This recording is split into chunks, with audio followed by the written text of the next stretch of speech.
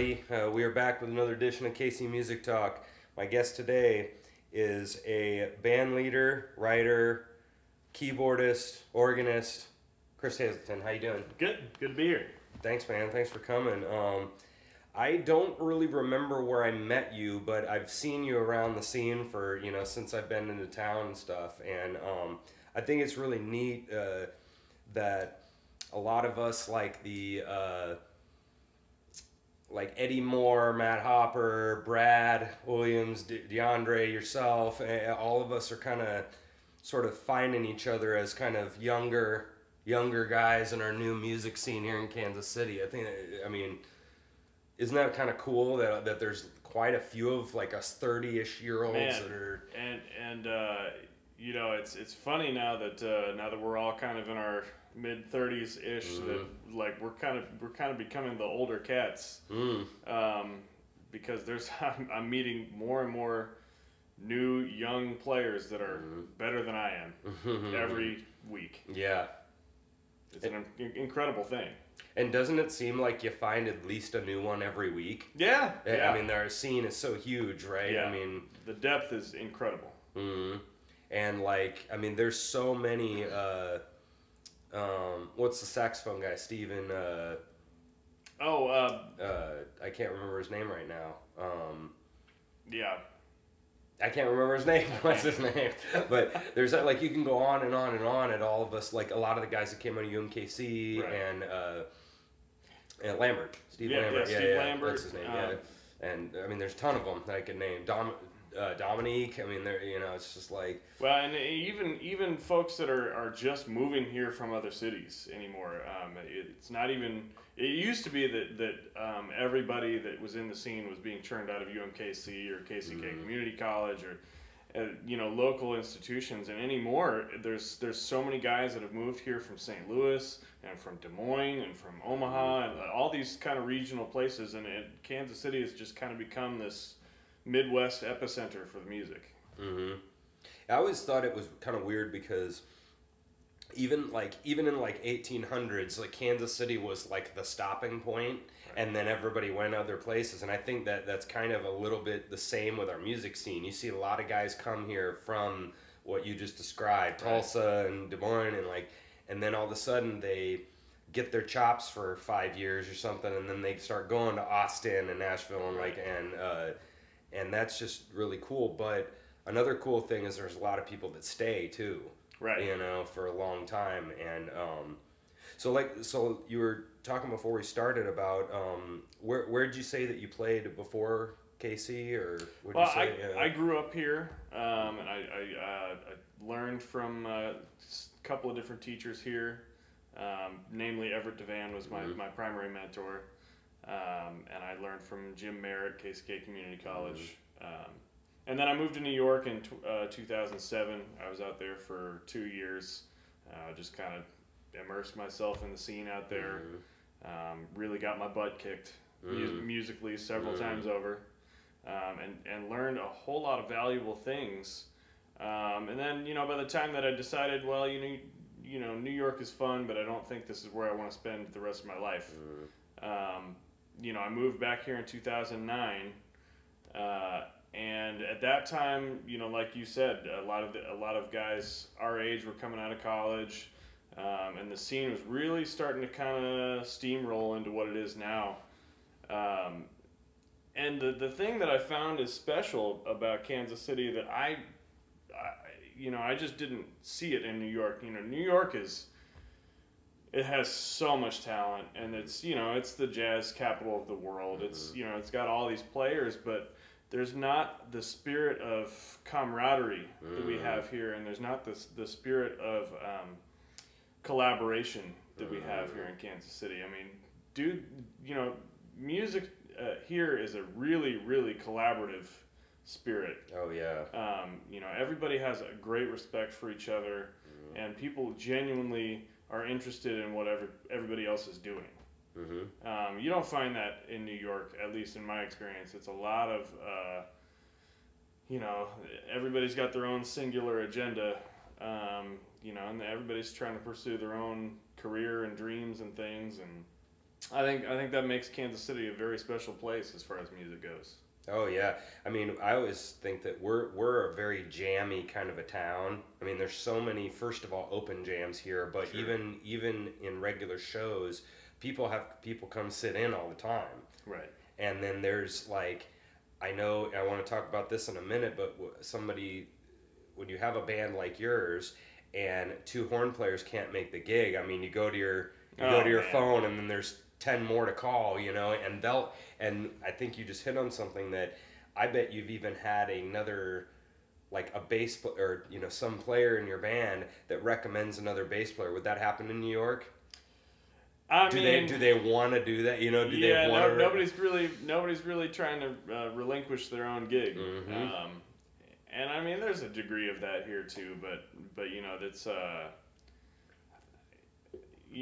like you said, any given instrument, if the main guy can't make it, there's a list of 10 guys you can call that can play the gig well. Mm-hmm. Yeah. And I say guys, but I should say guys and gals, because there is some incredible gal musicians in Kansas City too. With short notice. Yeah. Too, like a day ahead of time, and they're like, "Alrighty." And especially in a band like mine, where we've got a large book of material, and all my charts are stacked together and in concert pitch, so horn players have to transpose on the spot. I'm sure they hate me, but Such a dick. I've had so many musicians that have come into that gig and just shredded it without any problem, having never seen the book before. And that's an incredible feat. I mean, I don't know how they do it. I couldn't do it. You couldn't play in your own band. I couldn't be a horn player in my own band. Yeah, that's it. Yeah, I feel the exact same way. So with your band, tell me or tell everybody what the general concept of your band is that you have right now. So it's called the Boogaloo 7, and this is a band that I put together 4 years ago now, just as a one-off thing. I got a call from the manager of a club down in the Power and Light called the Kill Devil Club, and he said, "Hey, I got this night open, and have a little bigger budget if you want to put something together." And I said, "Okay, cool, yeah. Well, maybe we can do something that's kind of like a funk, kind of like soul jazz thing." And so I called some longtime friends, Nick Howell and Nick Rowland, who I have been playing music with since we were in high school. Yeah, we all went Roland, we all went to high school together, and then of course at that time Kevin Frazee was on drums, and Gary Helm on congas, and Matt Hopper, who I've played with forever, and Brett Jackson. Yeah. And so we got this thing together, and we just prepared a bunch of like funky, like late '60s Blue Note Prestige era, organ jazz things that I figured, we'll try and get people to dance, and we'll have a fun night, and that would be it. Well, it went so well that we're like, well, we can't just do this one time. We got to do this again. And we did another show at the Kill Devil Club, and then after that, we were approached by John Scott at the Green Lady, who was like, "I think you guys need to have a regular gig and like make this a band." And we're like, "Oh, okay, let's do that." Yeah. And so we've been now doing the Friday night house gig at the Green Lady for 3.5 years. Wow. And it's been, we've had a lot of fun doing it. We've had some personnel changes over the years. Danny Rojas came in on drums within the first year. Pat Conway came in on congas within the first year. And then just this last July, Zach Pishnata came in on alto and tenor sax when Nick Rowland left the band. But we've had fun. We've recorded a couple of 45s straight to analog tape. That's cool. We did a live LP at the Green Lady Lounge that we released just a little over a year ago on vinyl and on CD. And that's had really great success. And we just last Sunday finished tracking our next record. So that's cool, man. Yeah, that's really cool. It's been a lot of fun. Yeah. So with a band like yours, where you're dealing with 6 to 7 whatever people, that you're already laughing. When I ran a band for a while, and DeAndre and Brad played, which was out of control. Dudes. I mean, yeah, the dudes, The right? dudes. Yeah. And so I remember. it was, kind of a whatever, like a Fish kind of a band, jam band, but with jazz guys, and I thought it was pretty fun. But it was my first experience kind of running a band, not being a side guy, and it was a huge experience for me to go on that side of the band, and so tell me, like, running a band, because I'm always really curious about this, is like what are some like perks to running a band, and maybe some challenges as well, to just talk to everybody about, Which side do you want me to start on? Whatever. Answer it however you want, man. Well, the perks obviously are, as a musician, I don't think that I'm ever seeking validation for my art. But that being said, as the band leader, I receive a lot more of the accolades or comments, praises, than a lot of the guys in the band get. I get emails from people when we've released records that have great things to say, and and then on top of that, it's a rewarding experience for me just to be able to bring this music that's inside me, to the world and to the city, and it's nice to see that what is important to me personally kind of holds some weight, within the community. Feels good, doesn't it? It does, and I don't. Hopefully, I don't think I'm an egotistical person, but I may be wrong about that. But it's rewarding for me to have my name on something and see it do well, and but that being said, it's a lot of work. It's a lot of work. Yeah. So what does that mean? It's a lot of work. Explain to people what you're talking about. I mean, when you think about sidemen, obviously some guys put in more than this, but generally speaking, sidemen just get to show up, play the gig, get paid, and go home. As a band leader, right? As a band leader, you're doing work outside of that all the time. Whether it be, if you're writing original music for the band, then you're spending time writing, you're spending time arranging, you're spending time charting, printing. I mean, you're printing the charts and putting them in books, and organizing the books and reorganizing the books when your sidemen put them out of order, and and then on top of that, like you said, in a band where there's 6 people besides myself, that oftentimes feels like running a daycare. Just making sure that everybody's in the right place and wearing the right things, and I have a Excel spreadsheet on my computer from the last 4 years of who's on what gig and who I got. If I have a sub, I have it highlighted in yellow. If I have it covered, I have it highlighted in green. So I mean, I have it literally a 4-year-long attendance record of my own band. But that gets challenging. I mean, keeping up with that, making sure that every slot is filled every week, sometimes more than once a week. And then on top of that, the job of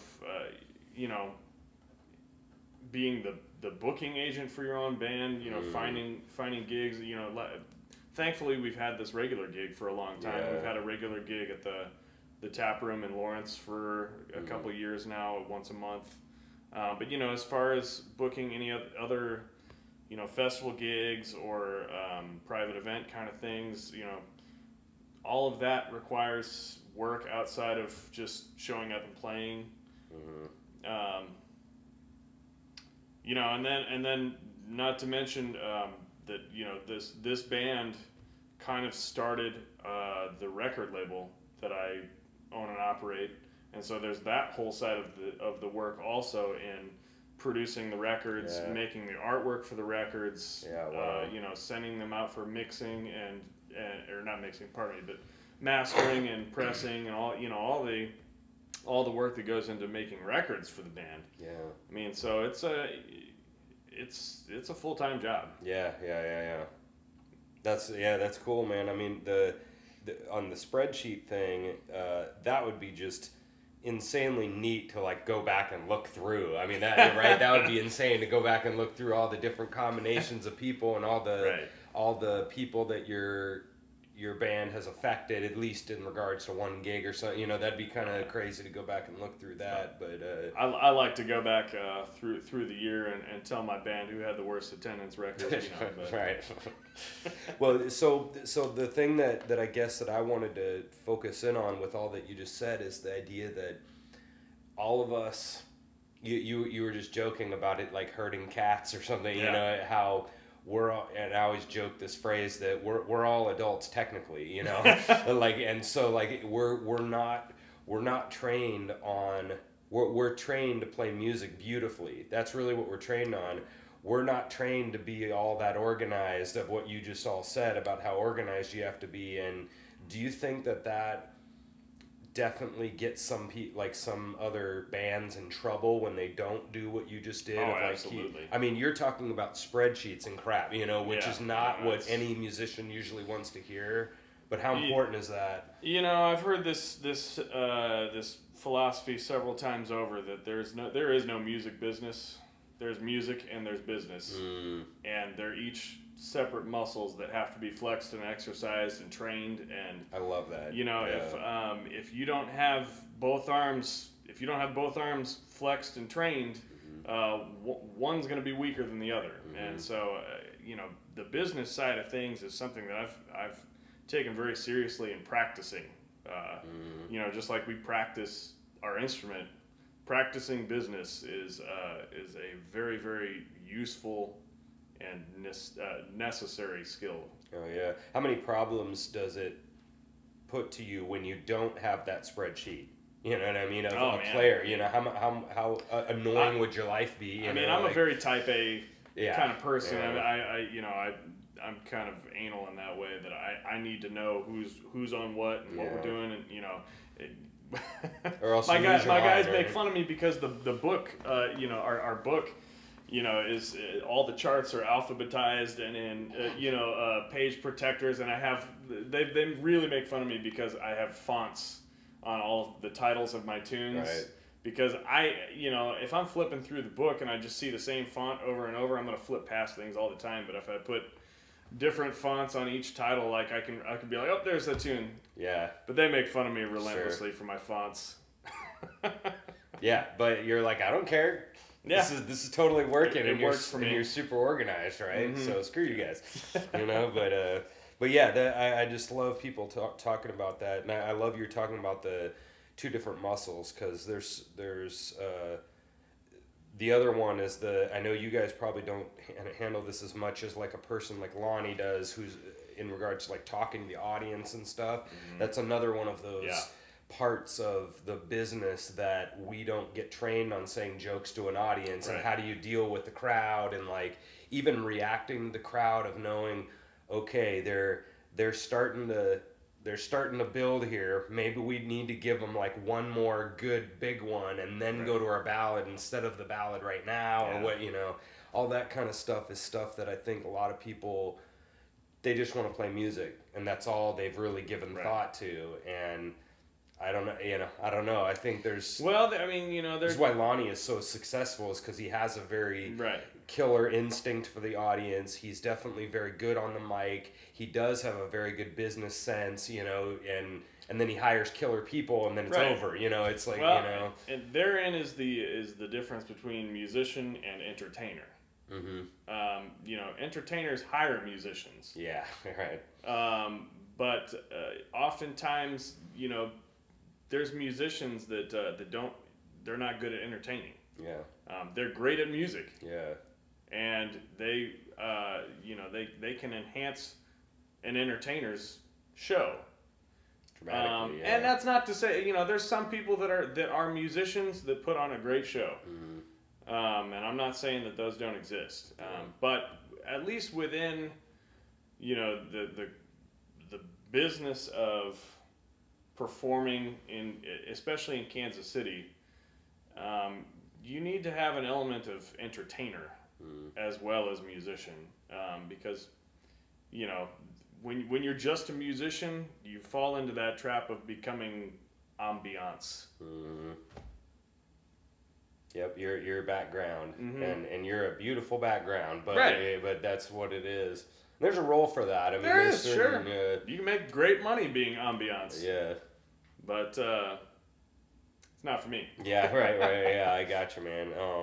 So I guess the next thing is that playing a lot of, you know, obviously pigeonholing it into jazz is silly, but the kind of jazzy scene that we have, there's a lot of improvisation that goes into it during the playing, and it cracks me up because I talk to so many different kinds of musicians, like classical people and country guys and teachers and stuff, and it just cracks me up how classical players are so scared to death of improvising. You know, they're like, you know, no, you know, and which is funny because, like, historically, a lot of the greatest classical figures in history were some of the greatest improvisers ever to live. Bach. I mean, they, you know. But anyway, cadenzas, and it's been a part of it, but then they lost it along the way somehow. But like, so what? I know how I would answer this, but like, what are some things that you do while you're improvising, or that are a good idea, good like things to think about while you're improvising, or good things to not think about that other people do that don't, things that people don't do that you wish they did, or you can answer that however you want, but just talk about improv a little bit. Well, let me back up by saying that improvisation doesn't necessarily just mean soloing. Right. Yes. You know, accompanying is improvisation, and if you're going to accompany, your ears have to be open. You know, if you're going along doing your own thing without any regard for what else is going on around you, you know, that's not music. But even as far as you know, improvisation on soloing. Is this what are we G-rated or whatever, PG-rated? Dude. Whatever. Okay, well, let me. When I was studying with Everett Devan, he you know, he was teaching me how to improvise, and he told me something that blew my mind away. And he said, when you approach a solo, think about it like making love to a woman. And I said, what? He goes, well, you don't want to go for the whole thing right up top. You need to warm her up a little bit, tell the story, you know, build to a climax, and then let it fall. Yeah. You know, there should be a definite, and it, you know, I mean, that's maybe kind of a crude way to think about it. No, but that's in all honesty, right. you know, that's about the best analogy I can give for it. In that, you know, when you are, anytime you have a chance to tell a story, you should tell a story. Yeah. I mean, it's you know, you don't go right to the punchline of a joke. Right. You know, if you think about a joke, there's a lot of buildup. You know, you start here, you're telling this story, you know, and all of a sudden, then you reach this place where there's your punchline, and then the laughs as you fall back down. You know, there should be a definite crest. Yeah. Towards the end of your solo. And then, you know, the other thing is, and I hear this a lot in younger musicians, is your story needs an ending. Like you can't just have a climax and then be done. There needs to be a little bit of an epilogue to say, okay, that's and now I'm done. Yeah, that's a good point, man. I like that a lot. And it may be a G-rated version would be like a story or a movie. Right. You know, you don't start with the Lord of the Rings battle scene in the first movie. You build it up, and then at the end, But I like that analogy because that's what everybody needs to know is kind of soloing 101 is that you don't even have to think it out at, you know, immediately the first note, but you're like, you're knowing that you're gonna build, you know, and like, so for us in country, the thing that annoys me during solos in country is they give you like this much, but in jazz they might give you like 4 rounds or so, or 2 rounds of a song, and then you have this time to build a story. But in country they give you a half of a lead, you know, steel and then the violin, you know, and like, so that is annoying. But so like, I guess what I would ask is that to a classical player, they'd be like, to us jazz people, we know exactly what you're talking about right there, but to them, it's they're already scared, you know. So saying it like that would still scare them, I guess. So for me on violin, what I would tell them in regards to what you're meaning there of play, of do the build, I would give them like little examples of ditties of here, then here, then here. So an example might be like like kind of longer stuff at the beginning, or use spaces, or right, or maybe range, right? You start down a little bit, and then as you go, you can kind of come up in your range, like on the keyboard or something. Like, what are some tricks on piano in regards to that building stuff that you might do? Well, let me. I'll speak in terms of organ, just because that's my axe. Is like you said, a lot of the time, getting into it, I'll start with very simple ideas and put some space in between them. You know, if you're thinking about just that kind of thing. Very simple ideas, and leave some space in between, and then by the time, once you're kind of in the middle part of the story, if you're maybe playing some longer lines, on the organ, it's a special thing because there's no decay of the note. So, a lot of the time when I'm trying to build intensity, I can hold a note, as long as I want. And while I'm holding that one note, then I can start playing some other notes with it.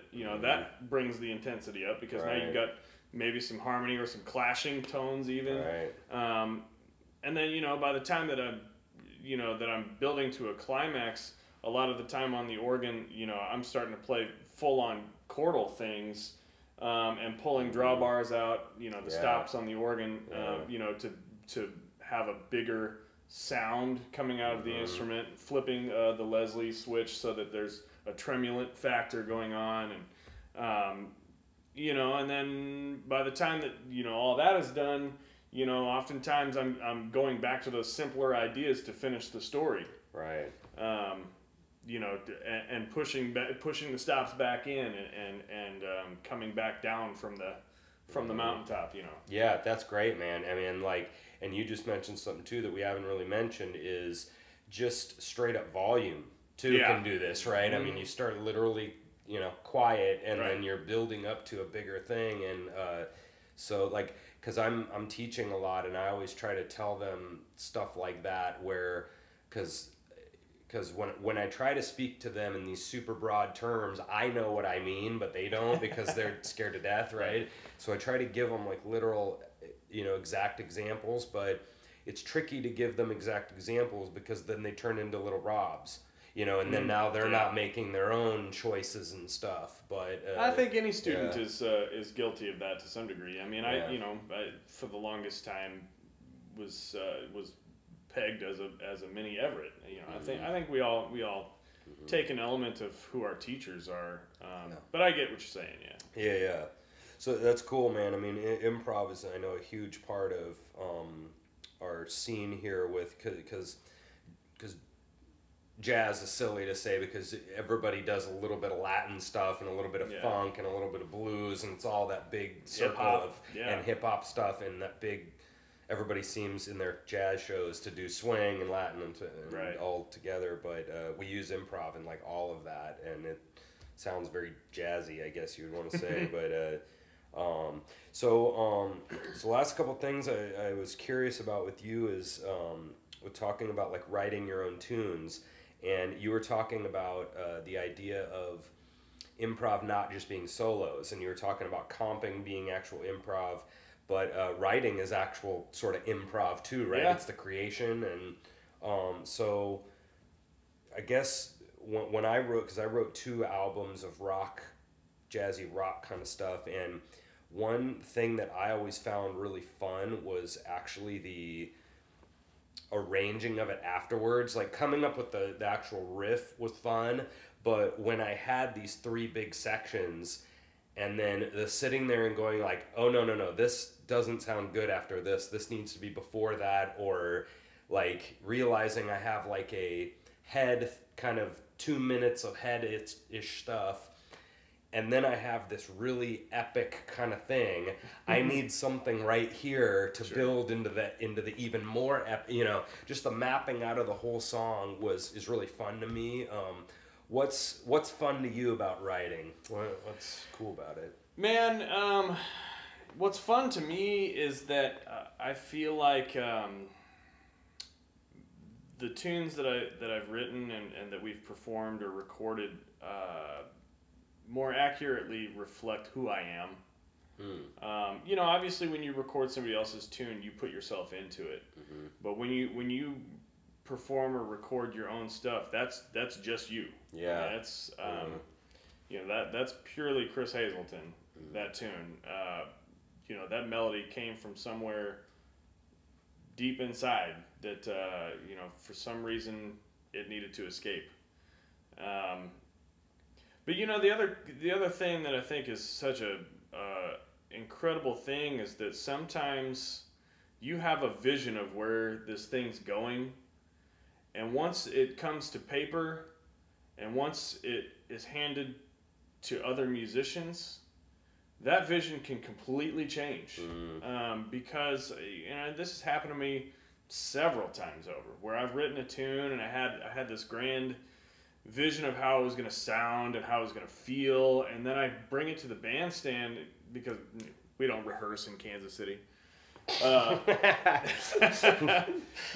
just a disclaimer. But I bring it to the bandstand, and and the band reads it down, and it's like, wow, that wasn't at all like what I thought it was going to sound like, but I loved it. Mm-hmm. And a matter of fact, the session that we did just this last Sunday, finishing up our next record, there's a tune that I wrote that it's like the only true like Latin boogaloo that we have in the book, kind of in the style of Bang Bang by the Joe Cuba Sextet.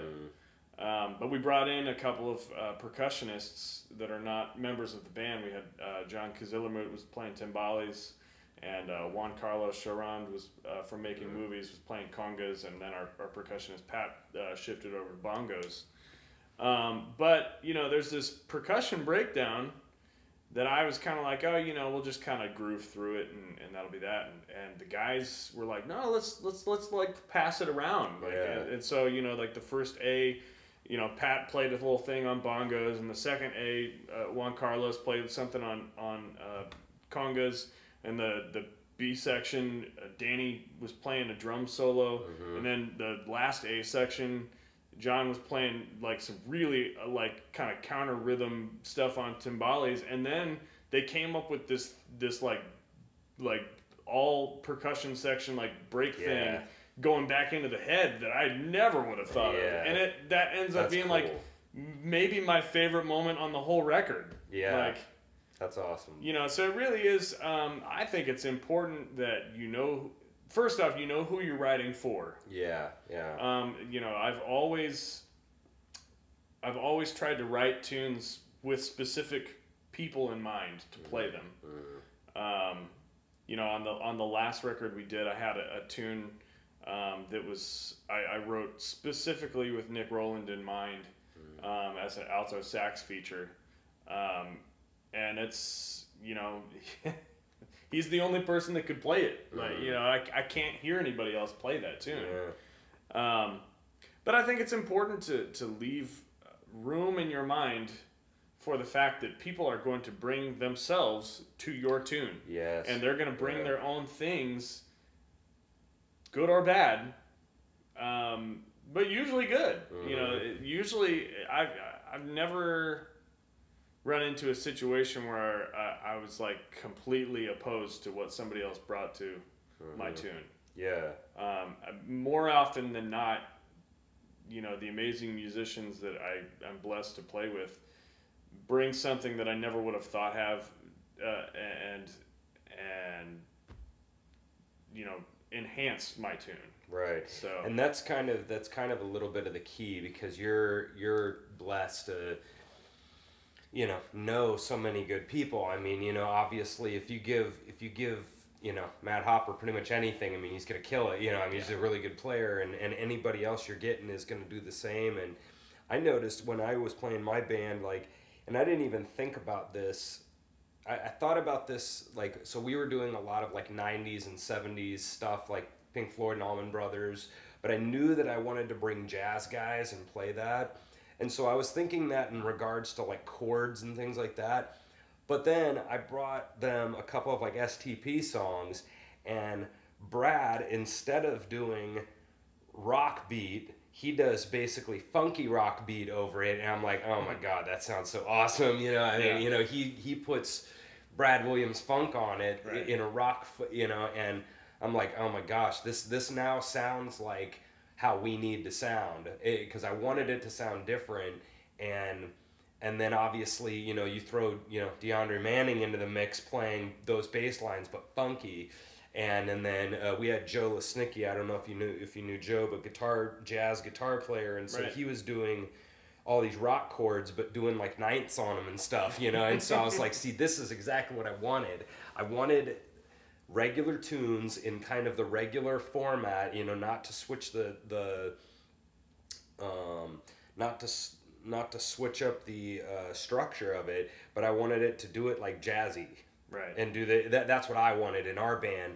But the only way that I could do it is to hire those type of people, right, and to know that I want, and I think Miles was really good at this too, especially during his fusion stuff, where he's like, I know that there's about 10 other better keyboard players that I could find, but I want you.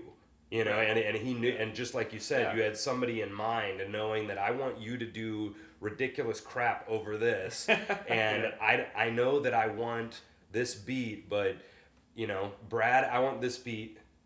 What are you gonna do? You know, show me what you're gonna do. And you're so lucky to deal with, you know, people that are really talented like that. Oh yeah, I mean, you know, you know, that's another skill as a band leader. Really is knowing who and how to hire. You know, if you know, don't hire somebody that can't do the job that you want them to do. I mean, unless it's an absolute desperate situation. But you know, you gotta be a good evaluator of skill sets. You know, there's certain people I know, like if I'm playing a straight ahead swinging jazz gig, these are my top 3 guys to call. But if I'm playing something that's funky, you know, maybe even a little bit more pop edge, like there's these 3 guys that I need to call. You know, so being a band leader definitely requires being a good evaluator of skill sets. Yes. And you're making a good point, because it's not talent you're talking about, it's skill sets. Skill sets. Yeah. Yeah, it's everybody. I mean, you know, I don't work with anybody that's not talented. Right. I mean, and that probably sounded really egotistical, but it's just the truth. Yeah, but it's everybody truth, that I work with is insanely talented. Right. But everybody has a very unique and different set of skills. Sure. And this happens at, I think, open jams a lot, where people will call tunes, and especially at the blues jams. This doesn't happen as much at the jazz jams. With the blues jams, people will call tunes that have like 9 chords in them. And I mean, I can handle that, but all the other guys, you know, and they just don't have any kind of they're very clueless, like you said, in regards to evaluating their people up on stage right now. I mean, this 9-chord rock tune is really dumb right now. You know, I mean, especially if you haven't rehearsed, if you haven't, you know, and they don't have the wherewithal to do that, and that's not a skill that's just not a skill everybody has. And Miles is one of the best, I think, of doing that. That's cool, man. I mean, I love writing music, and it's a really different skill that again, another skill that I think a lot of people everybody doesn't have, and it's not easy. Yeah. I mean, and I feel like my composing inspiration comes in waves. Sometimes in bursts. Yeah, honestly. right. Sometimes it feels like I've gone like a year without writing anything, and all of a sudden I have like 3 tunes that I just wrote. Oh yeah. You know, it's a weird thing. Yeah. So like, there's another thing I wanted to kind of go back to. You were talking about with improvising, so we talked a little bit about soloing, but you know, I have to admit, part of doing the show is, you know, I have to admit to everybody, there's kind of an agenda on my part. I mean, there's some topics that I want to get discussed, some like elephant in the room kind of topics that I want to hear people's opinions, because I think it's really valid, because, you know, no offense to anybody, but I'm annoyed when other people don't do these things, so I'm trying to make, you know, accidentally make sure that people talk about it. And one of them was comping. We talked about soloing and the kind of do's and don'ts. But talk to me about some of the do's and don'ts of comping. Oh man, I think it depends on each comping instrument. I think has its own kind of things that you know, and everybody's got their own preferences too. But I guess first and foremost is if you're not listening to whoever is speaking at the time. You know, you're not being productive, and you know, I had the pleasure of studying with Lonnie Smith briefly, Dr. Lonnie Smith, who's the greatest living jazz organ player on the planet. But you know, he told me a story about a drummer that he was working with that was just so busy. I mean, just the whole time, just, you know, just chatter. You know, and he likened it to, like, you know, if we're having a conversation, do you appreciate it if I'm talking over you the whole time? And he said that on this gig, he literally got to the point where, you know, later in the night, they would play the head, then he'd cut out, drum solo, and then they'd come back in, play the head again, tune done. And then he did it again on the next tune. Played the head, drum solo. And about the third time he did that is when the drummer got the point. That's funny. But you know, all that to say is that you know, what you do should be tasteful in respect to who's talking. You know, and that there's a very fine balance that you have to ride, because you do need to support what's going on and be I don't like reactionary compers. I feel like if you're just mimicking what the soloist is doing, like, it's kind of disingenuous. I feel like your job as an accompanist should be to propel new ideas out of That's who's talking. Yeah. You know, and there certainly is a place for reactionary things in comping. You know, that obviously proves that you're listening. But you know, again, when you're thinking about a solo as this climbing you know, story that needs to get here from here, you know, you as an accompanist should be helping move the soloist up the mountain. You know, and what you do should be propelling the bandstand forward and forward and forward, and following, you know, when they climax and when they're, you know, giving their ending. You know, you can help bring the band back down at the end of a solo. But I think it's also important to know that you know, there's rules, and there's rules that are meant to be broken too. Oh yeah, sure. You know, I mean, just I think that especially quarterly, you know, there's certain things you can do that that are kind of out, yeah, but still kind of adhere to a set of rules as long as the soloist knows what you're doing. Yeah, right. So they're in regards to the communication, Right. you know, and they're out when people have absolutely no idea what you're doing. Right. You can kind of ruin a whole section or something, I mean, right? Yeah. your whole job is to make somebody else sound good. Yeah. And if you're not making somebody else sound good, you're not doing your job. Yeah. I've found, especially because I go to way more blues jams than jazz jams. I'm a pretty average jazz player, but when I go and listen to a lot of jazz guys or even go to the jams, I notice that, you know, and again, no offense, blues guys, but, you know, in general, I see the listening part and the backing off kind of stuff. The guys in the jazz scene are just they're more understanding of that than the blues scene in general. There's a ton of blues guys that totally get the etiquette stuff. You know, they get the back off and, you know, turn down to 4 on my guitar and instead of 10 and like and don't play over everyone. And in the blues guys, I'll see some keyboardists, and they're dunga dunga dunga dunga dung, and then the comping dunga dunga dung, and then their solo dunga dunga dung, and then the drum solo dunga dunga dung, you know, like during the singer dunga dunga, you know, they got one gear, you know, and they don't know, you know. Yeah. And that definitely obviously drives me nuts, but I don't know if a whole lot of guys are even hearing them do that, you know, and it's like, that's exactly what you're talking about constant drumming and stuff. And yeah.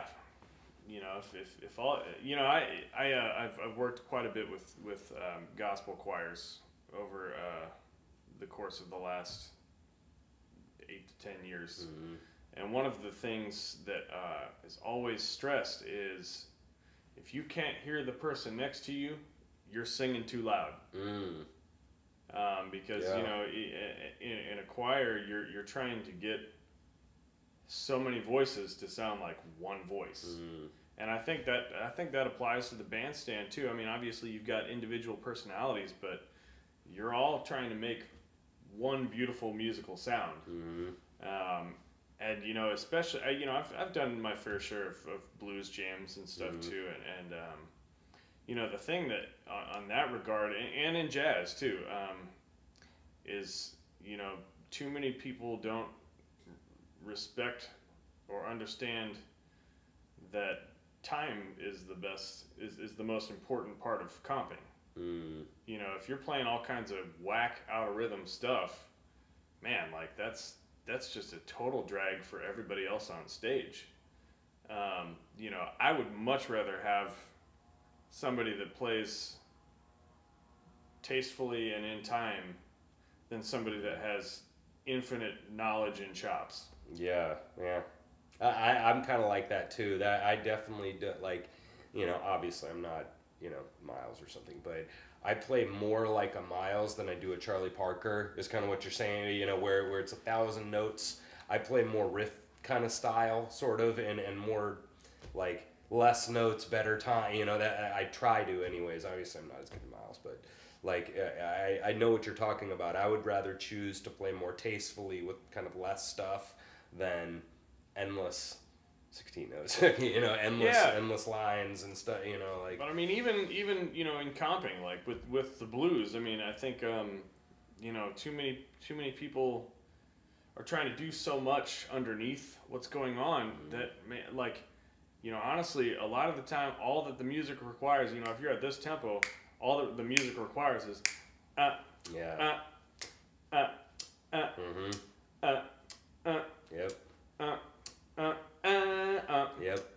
you know, that kind of simple stuff that propels the rhythm forward. And that leaves all the space in the world for whoever's soloing to do what they want to do. Yeah. It's effective. That's really good. I like what you said too about the rhythm, because like, and this is proven by basically most jazz soloists, is that when you screw around with your time like the entire time, it is pretty annoying to everybody. But what happens when you screw around with the key but you keep your time really good? It sounds pretty good usually. You know, people can come out of key a lot, you know, even but if they keep that swinging super hard, you know, what's going on there, man? That's crazy. The clouds parted. Yeah, I know. There you go. Sorry about that. But yeah, I've noticed that a lot, and that's probably a big difference between like jazz, country, blues, rock kind of stuff, as opposed to classical. Classical is very note driven. You know, it's very harmony and pitch driven, but jazz and stuff is very rhythm driven, and I just like that you said that. And you also said something too about mentioning horn players. So let's take Nick for example. When Nick's not doing a solo, what's he doing? Standing around, standing there. You know what I mean? And that's kind He's of gonna kill me for saying that. No, but he should be. What are all the other horn players doing when they aren't doing a solo? They stand there, right? Yeah. Do you know what I'm saying? You know, yeah. You know, my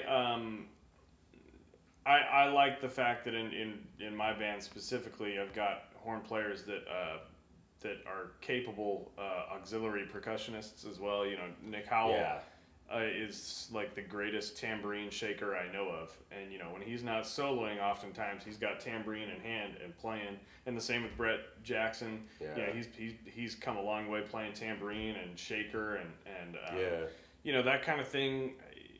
It enhances the music. Yeah. You know, and it's stylistically, you know, that's what that music calls for. You know, it's not going to work for every band.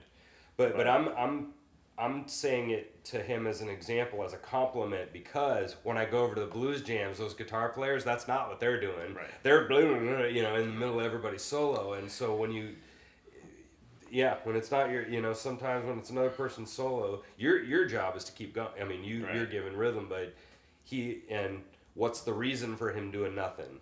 Right. It's because he's backing it, right? I mean. Well, and you know, the other thing, you know, kind of from a flip side of this is, and this is especially prevalent in jam sessions, is I think that there needs to be respect from the soloists to the accompanists. What do you mean by that? You know, I mean, you know, being a Hammond B3 player, you know, I'm playing two roles in that I'm the bass player and I'm the pianist at the same time, and I have to play the whole tune no matter what. Yeah. Unless there's a drum solo where I drop out, but you know, I mean, you know, oftentimes I'm playing the whole tune the whole time. You know, and if we're talking about a jam session where there's, you know, 9 people that want to take a solo, and you got one dude that wants to take 13 choruses, you know, that's just not respectful to the people that have to play the whole time. You know, like you said with the horn players, you know, you get to play your 13 choruses and then go stand against the wall and drink whiskey. Right. But you know, and I think also from a listening perspective, you know, if you have respect for your accompanists, you can hear when they've brought you to your climax and when it's time to quit. Yeah. Because you know, I certainly have never been in a situation where I had 13 choruses worth of something to say. Yeah. That's just me, but. What they say, like, I think it was Parker or something, you're playing more than 4 and you're just practicing or something. I don't know who said that. There's a lot of truth to that. Yeah. There's a lot of truth to that. I mean, you know, some people can take it longer, but you know, there's a famous quote between Miles and Coltrane where, you know, at that point in Coltrane's career, he was, you know, coming up with all these, you know, sheets of sound, you know, ideas, just playing all this stuff, and he's, you know, playing and playing and playing, and he said to Miles one day, like, man, I just never know how to wrap things up, and Miles's response was, take the effing horn out your mouth. Yeah, that's funny. That's good, man. All right, 2 quick ones for you to kind of wrap up here. So both of us are still, you know, relatively young compared to the Lonnies and Everetts of the world, you know, but what have you seen in our kind of music career so far of kind of advice for other like 20-ish-year-olds or the dudes coming into the music scene that want to make this a career? Man, be present, but don't have expectations. You know, you should take every opportunity to meet and network with people that have been doing this for a long time. you know, have your face shown. Don't let people forget your face. But don't ever expect to sit in. I mean, don't walk into a place expecting to sit in. And if you are fortunate enough to be asked to sit in, remember that it's not your show. It's not your gig. You know, you've been invited to partake in something else that doesn't belong to you. You know, that's a blessing. I would also say, you know, whenever you are hired to play, you should show up dressed like you want to be there. You should show up with an attitude like you want to be there. You should show up with an attitude like, man, I'm blessed because I get to share this with somebody tonight. You should show up ready. You know, know the tunes that you're supposed to play. If you've got specific tunes that you're supposed to play, I would go as far as to say, you know, I don't know if guys still take real books around anymore. I mean, that was kind of a thing when we were coming up. You know, everybody had like 3 real books that were like this big, and you know, people kind of trudged around with them. But I made it a point early on in my career is to leave that thing at home. There is no shame in saying I don't know that tune. Yeah, that's a good piece of advice. You know, there's a place for the real book. There's a place for charts. But it is more important for you to learn those tunes and internalize those tunes, make them part of your arsenal, rather than just regurgitating what's on a page. Because the page is a crutch, and you will do your best playing when you are not looking at a page. Oh yeah. Leave the real book at home. You know, and if somebody calls a tune you don't know, write that thing down and go learn it. I had a moment in New York that was one of the defining moments in my kind of infantile music career. I had been going to a jam, or not, it wasn't a jam, it was a gig. Mike LaDon's organ quartet plays at Smoke every Tuesday. They've been doing this for like 15 years or something crazy like that. They play every Tuesday night, and I'd been going to see them, and oftentimes in the last set they would invite people to sit in if they knew them. You know, it wasn't a jam, like I said. They would just invite people that they knew that could get up and play a tune or two. And so they had invited me up to play, and somebody on the bandstand had called a tune that I didn't know all that well. It was Falling in Love with Love, and I mistakenly said, oh yeah, sure, let's do it. They counted it off, and I just fell flat on my face, like just absolutely crapped the bed. And you know, it was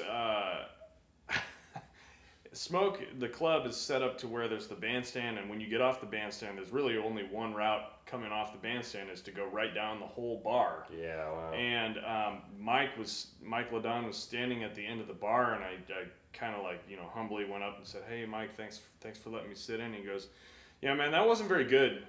You need to go home and learn that tune. And I was like, whoa, man, that was harsh.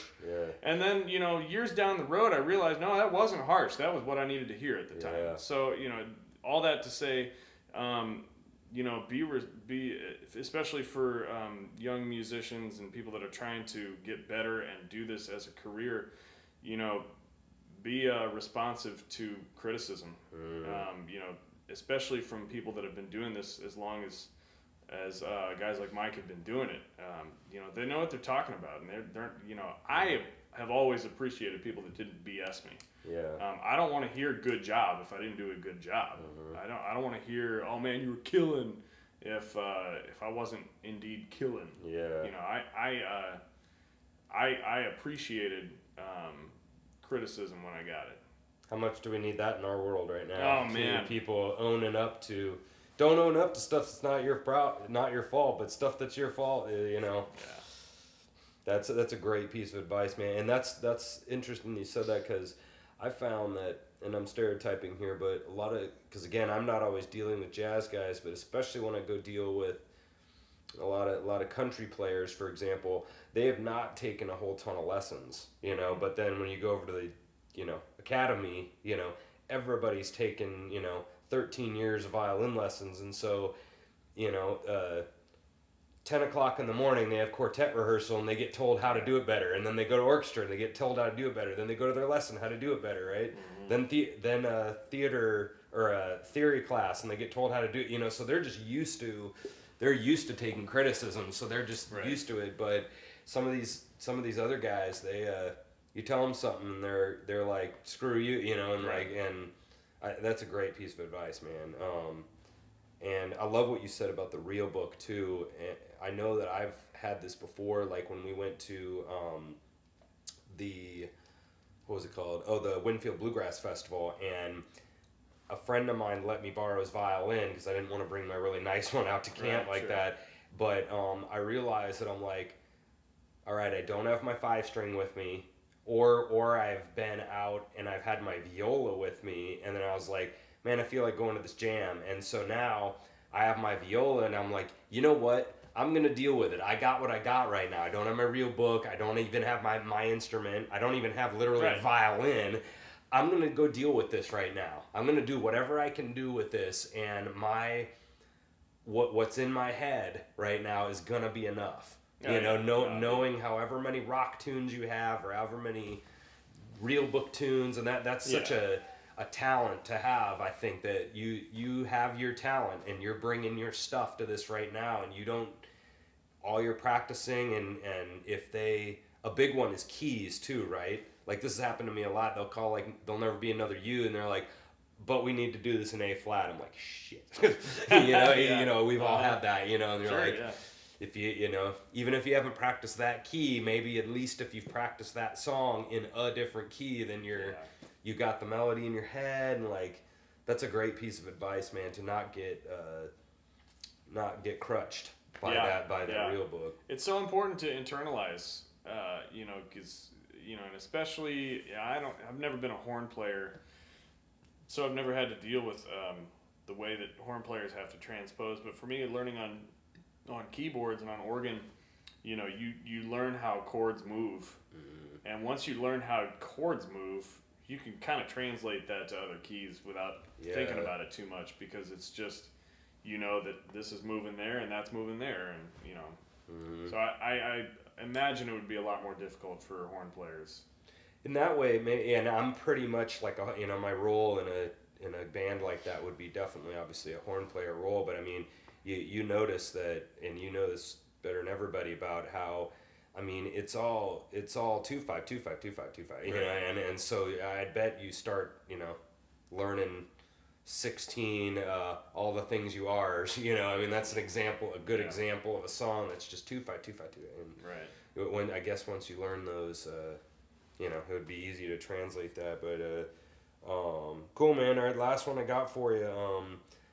I've been trying to end the show with kind of people, you know, telling about a completely horrible moment in the music business, or a really horrible moment that's really funny now, or a really funny moment, or a moment you'll never forget. I mean, you probably tell as many of them as you want, but oh man, I mean, there's if you've done this for any significant amount of time, you have stories. The one that still makes me chuckle is actually fairly recent, within the last few years. You know, the Boogaloo 7 plays very danceable music. You know, it's funky. You know, it gets people moving, and you know, especially you know, we have some pretty charismatic soloists in our horn section, and this particular night, Nick Rowland was taking just a wailing saxophone solo. You know, eyes closed, and he's really in it. I mean, just doing the thing, and people are in it, and just, you know, going crazy, and I'm watching, the rest of the band's watching, and he's, you know, like I said, he's got his eyes closed and playing, and unbeknownst to him, this gal had come up and started pole dancing on the microphone stand right in front of him. Like, and by the time that he opened up his eyes, he had no idea. But man, you know, especially when you play crazy late night hours after people have been drinking for so long, crazy things happen. Oh yeah, man, that's funny. Just crazy dude. things happen. And that was, I guess, the last thing I'll say is that was another thing about thinking about the audience of something that I know I've done since, because I started like 3 years old, you know, so on ear, so I've been really good for a long time at, you know, muscle memorying my instrument and closing my eyes and stuff. But that was another thing that Lonnie told me one time. Lonnie McFadden, he didn't really tell me this, but it was something that I got from him. He's like, he kind of was implying like, do you ever open your eyes and like look at the crowd, or are you so ingrained in what you're doing in regards to what tune to call or knowing the vibe of the room? He's like, and I realized kind of, he didn't really say it that way, but I realized at that moment, I'm like, I never even look at the crowd, you know, like, you know, it's just a good aha moment for me to go like, yeah, idiot, look at the crowd once in a while. You already know what you're doing. You can, you know how to play rhythm and crap, you know. So they'll tell you what's supposed to come next. Yeah, that's cool, man. Anything else you got? Man, no. But yeah, man, I'm glad. I'm always glad to hear your band, and I know you're a good player, and it's cool that you're kind of running a thing now, you know, and running a pretty, you know, well-known group in town, and you got a steady gig and stuff. That's really cool that you're doing that, because I don't know a whole lot of people that are doing exactly specifically what you're doing. I mean, everybody, you know, there's people who have combos and stuff, but you know, I don't want to describe it, I guess, because I always get in trouble with people when I'm complimenting them, and then I describe their stuff, and by describing it I insult them. And I don't even want to, but anyway, that's cool, man, that you're playing in town. I'm really glad that you're, you know, one of us that is kind of this new up and coming jazz scene, you know, when some of these guys kind of decide to put it up, you know, and we're it. Man, no pressure. Worse. Yeah. I quit my day job in July. Oh, did you? To do this thing full time and to stay home with my daughter. So that's all I got now. Yeah, that's all you got. Yeah, good for you, man. But a lot of people got to have that. You know, they can't find 19 gigs a month. You know, hardly any of us can. So they got to find that stupid day job that none of us want to do. But you can make it work. I did that grind for a long time. Yeah, that's cool, man. Well, Casey Music Talk. We'll be back with some more, yeah, look at that sign. That's killer. That's what kind of operation we're running here. All right. We'll see you guys later. That's it. Take it easy.